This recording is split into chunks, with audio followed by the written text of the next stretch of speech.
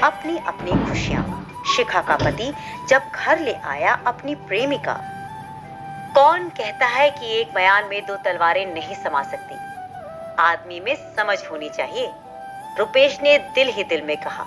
फिर उसने अर्चना के सुंदर मुखड़े की ओर ताका। वह उसके बाद उसकी नजरें अपनी पत्नी शिखा के चेहरे पर पड़ी। शिखा अपनी प्लेट में धीरे धीरे उंगलियां चला रही थी। अर्चना से रुपेश की मुलाकात अपने एक मित्र के कार्यालय में हुई थी, जो उसे इंतजार करने को कहकर खुद कहीं चला गया था। 1-1.5 घंटे की बातचीत के बाद अर्चना और रुपेश में इतनी घनिष्ठता हो गई थी कि रुपेश को अर्चना के बगैर रहना कठिन महसूस होने लगा था।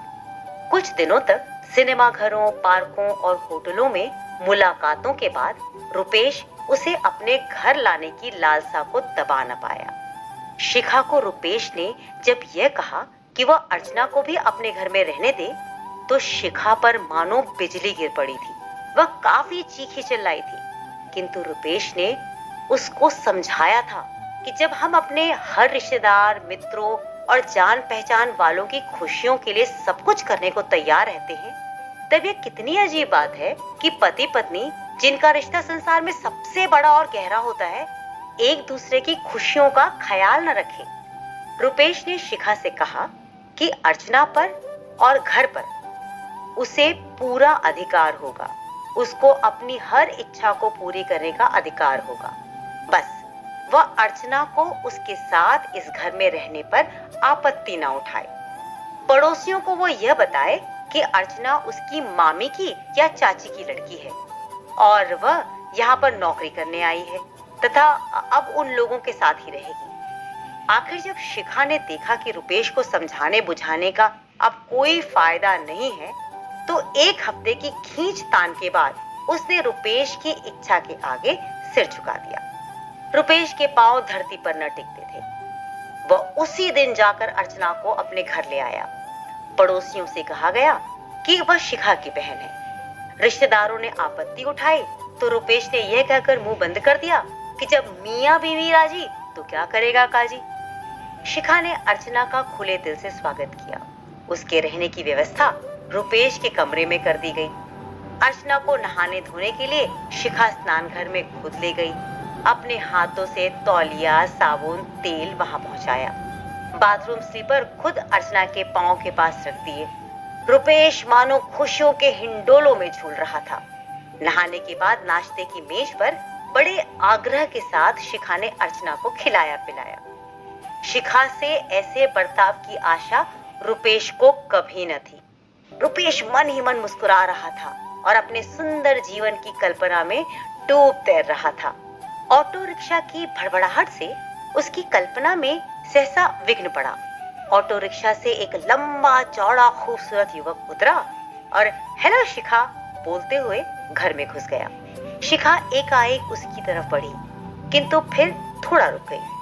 उस नौजवान ने आगे बढ़कर शिखा के कंधे पर अपनी बांह रख दी।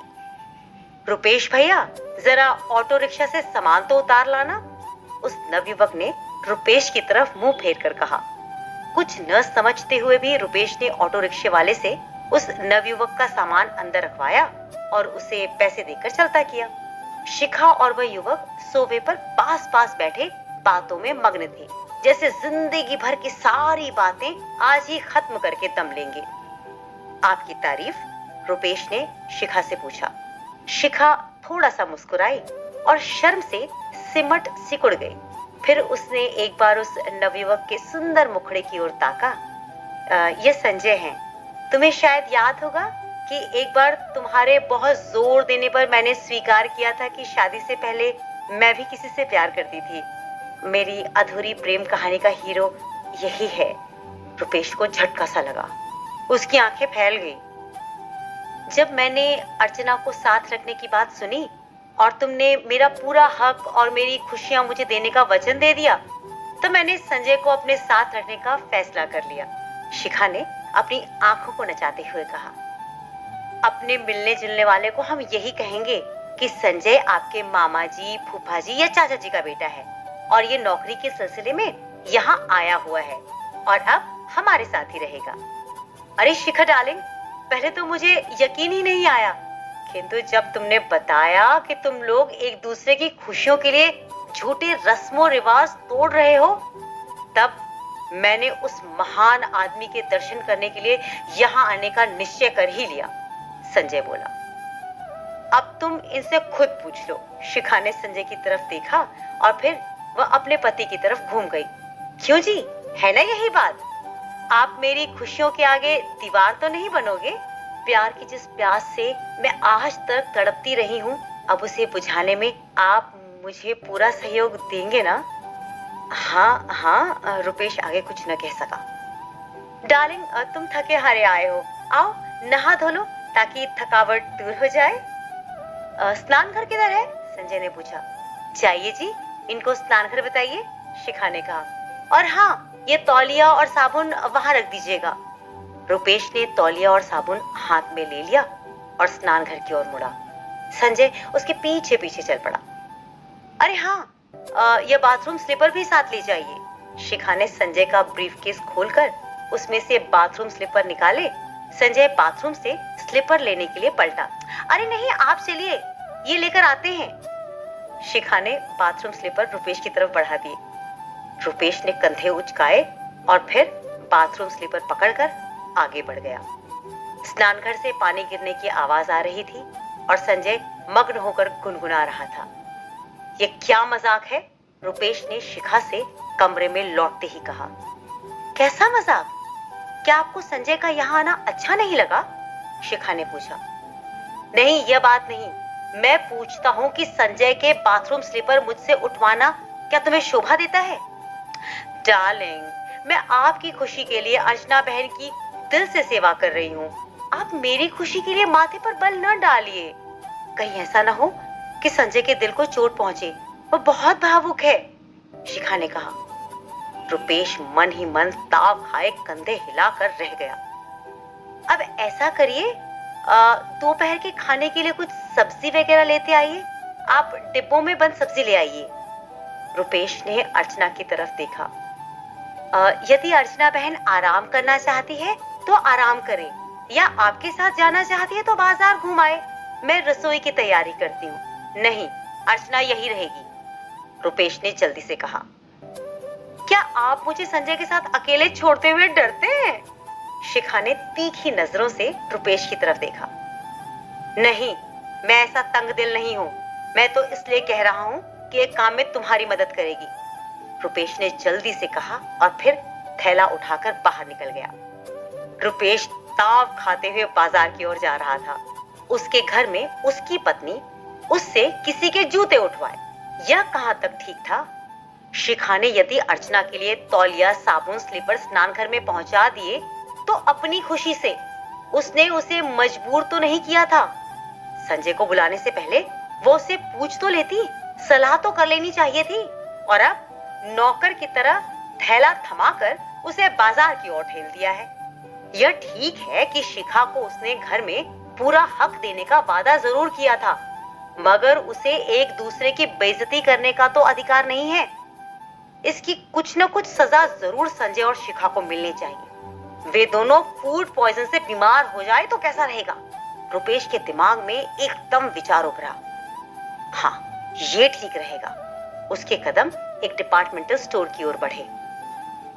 आपके यहाँ कोई ऐसी डिब्बा बंद सब्जी है जिससे फूड पॉइजन होने का खतरा हो? उसने सेल्समैन से सीधा सवाल किया। क्या मजाक करते हैं साहब, हमारे यहाँ तो बिल्कुल ताजा स्टॉक है, सेल्समैन ने दांत निकालते हुए कहा। एक आध डिब्बा भी नहीं। क्या आप स्वास्थ्य विभाग से आए हैं? सेल्समैन ने सतर्क होकर पूछा। नहीं, डरो नहीं। हाँ, यह बताओ कि कोई ऐसा डब्बा। जी नहीं, हम इमरजेंसी से पहले और इमरजेंसी के बाद भी अच्छा ही माल बेचते रहे हैं, सेल्समैन ने कहा। अच्छा, कोई ऐसी दुकान का पता बता दो जहां ऐसी डब्बा बंद सब्जी मिल जाए। अपनी बेइज्जती के बाद की भावना से पागल हो रहे रुपेश ने 500 रुपए का नोट सेल्समैन की तरफ सरकाया। क्रांति बाबू, जरा पुलिस को फोन करना, यह पागल आदमी किसी की हत्या करना चाहता है, सेल्समैन ने टेलीफोन के करीब बैठे एक नौजवान से कहा। पुलिस का नाम सुनकर रुपेश उड़न छू हो गया। 500 का नोट काउंटर से उठाने की भी उसे सुध न रही। संजय व शिखा को बीमार कर देने का विचार भी उसके दिमाग से उड़ गया। अब तो वह उन दोनों की सेहत ठीक रहने की ख्वाहिश कर रहा था। उसके डरे हुए मस्तिष्क में यह विचार उभरा कि संजय व शिखा को कुछ हो गया तो सेल्समैन की गवाही पर वह पकड़ लिया जाएगा। रात के खाने के बाद कॉफी का दौर चला। वे चारों बैठक में बैठे थे। संजय अपने चुटकुलों से सबको हंसाता रहा। क्या बात है डार्लिंग, तुम कुछ नहीं बोल रहे हो? अर्चना ने रुपेश के करीब सरकते हुए कहा। मैं तो कहता हूं रुपेश जी, यदि सब लोग आपकी तरह समझदार हो जाएं तो प्रेम के कारण होने वाली सारी समस्याएं समाप्त हो सकती हैं, संजय ने कहा। और प्रेम में निराश होकर आत्महत्याएं भी कोई न करे, अर्चना बोली। मानव जाति को कितना अच्छा सुझाव दिया है रुपेश जी ने, शिखा ने कहा। मगर पहले तो तुम अड़ियल घोड़े की तरह दुलत्तियां झाड़ रही थी, मरने मारने की धमकियां दे रही थी, रुपेश ने शिखा की तरफ देखकर कहा। तब मैं तुम्हारे दिल की गहराइयां नाप नहीं पाई थी। अच्छा भाई, तुम दिल की गहराइयां नापो, हम तो नींद की गहराइयों में उतरने चले। संजय उठ खड़ा हुआ।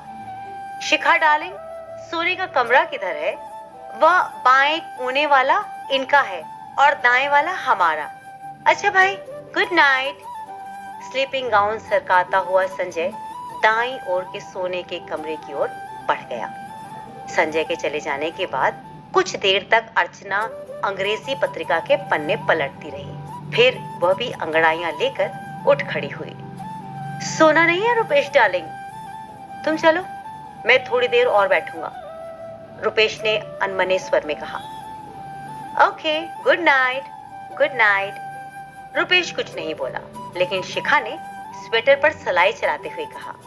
फिर बैठक में खामोशी छा गई। घड़ी की टिक टिक और शिखा की सलाइयों की टकराहट इस खामोशी को तोड़ देती। रुपेश अनमना सा कुर्सी पर बैठा रहा। अब सो जाइए, 1 बजने को है, मुझे तो नींद आ रही है, शिखा ऊन के गोलों में सिलाइयां खोसते हुए बोली। शिखा ने स्वेटर और ऊन के गोलों को कार्निस पर टिकाकर एक अंगड़ाई ली। रुपेश की तरफ देखा और फिर पलट पड़ी दाएं कोने वाले सोने के कमरे की ओर। रुक जाओ शिखा। रुपेश तड़प कर शिखा और कमरे के दरवाजे के बीच बाहें फैलाकर खड़ा हो गया। बेशर्मी की भी हद होती है। बेशर्मी? कैसे बेशर्मी रुपेश डार्लिंग? तुमने मुझे जो हक दिया है मैं उसी का इस्तेमाल कर रही हूँ। हट जाओ, मेरी वर्षों से मुरझाई हुई खुशियों के बीच दीवार न बनो। मुझे खुशियों का रास्ता दिखाकर राह में कांटे न बिछाओ। अपने पति के सामने ऐसा कदम उठाते हुए तुझे डर नहीं लगता? शर्म नहीं आती? डर शर्म आपसे? क्यों? ये तो बराबरी का सौदा है। रात काफी हो चुकी है, सो जाइए, आपका कमरा उधर है। शिखा ने बाएं कोने के कमरे की ओर इशारा किया। छोड़िए मेरा रास्ता। बेशर्म, मैंने सपने में भी नहीं सोचा था कि तुम इतनी गिर सकती हो। तुम्हारी इस हरकत से एक पति के दिल पर क्या गुजर सकती है, यह तुमने कभी सोचा है? रुपेश की आंखें क्रोध से जल उठी। मर्द जब दूसरी पत्नी ब्याह कर लाता है, तब क्या अपनी पहली पत्नी के दिल में उठने वाली चीखों की शहनाइयों के शोर को सुनता है? रात भर कोठों पर ऐश की शमाएं जलाने वाले पति कभी अपनी पत्नी के दिल के अंधेरों में झांक कर देखते हैं? हर जवान लड़की पर लार टपकाने वाला पति कभी यह भी सोचता है कि उसकी पत्नी के गालों पर आंसू के निशान क्यों बने रहते हैं? आपने जब अर्चना को लाने की तजवीज पेश की थी, तब मैं भी रोई चिल्लाई थी। अब मैं संजय के पास जा रही हूं, तो आप क्यों चीख उठे? मैं उसका सिर तोड़ दूंगा। रुपेश कमरे की तरफ बढ़ा। अरे रुको तो, शिखा ने उसकी बाह पकड़ी। मैं कुछ सुनना नहीं चाहता, उसे इसी वक्त चलता कर दो। और अर्चना, वह भी जाएगी। मेरा फैसला गलत था, मैं अंधे जज्बात की धारा में बह गया था। रुपेश ने हथियार डाल दिए। अंधे जज्बात नहीं, वासना ने तुम्हें अंधा कर दिया था रुपेश भैया। संजय पूरे कपड़े पहने अतिथि कक्ष के दरवाजे पर खड़ा था। रुपेश कभी सोने के कमरे की तरफ और कभी अतिथि कक्ष के दरवाजे पे खड़े संजय की ओर देख रहा था। जी हाँ, आपका ख्याल ठीक है। मैं सोने के कमरे में स्लीपिंग सूट पहनकर गया जरूर था, किंतु दूसरे दरवाजे से बाहर निकल गया था, संजय ने कहा। आपको फिर कोई शो करना हो तो याद कीजिएगा, ये रहा मेरा कार्ड। नितिन, निर्देशक तथा स्टेज आर्टिस्ट। रुपेश कार्ड की पहली पंक्ति पर अटक गया। आगे हमारे ड्रामा क्लब का पता भी लिखा है, नोट कर लीजिए। नितिन मुस्कुरा दिया। रुपेश मुंह फाड़ कभी कार्ड को तो कभी उस युवक को देख रहा था जो संजय से नितिन बन गया था। यह नितिन है, हमारे शहर के माने हुए कलाकार और भैया के जिगरी दोस्त। जब मैंने भैया को आपकी अर्चना को साथ रखने की जिद के बारे में लिखा, तब उन्होंने नितिन की सहायता से ये सारा नाटक रचवाया। शिखा ने सारी बात समझाते हुए कहा। ओह। रुपेश ने एक लंबी सांस ली और धम से सोफे पर बैठ गया।